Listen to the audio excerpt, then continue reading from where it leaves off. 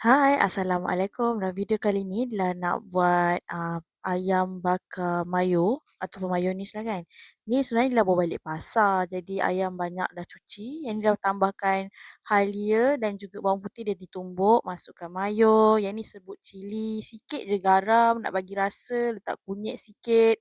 Lepas tu rosemary.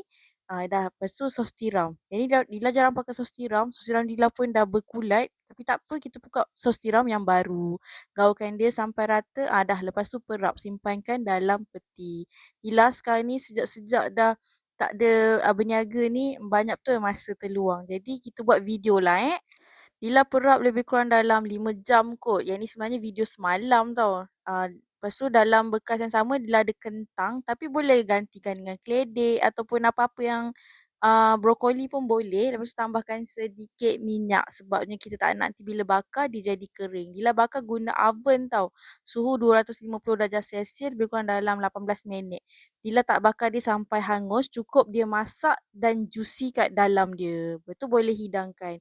Yang ini sekadar menu Dila makan semalam. Cecah dengan kicap cili bawang macam tu. Dah settle. Yang ni simple saja tapi sedap.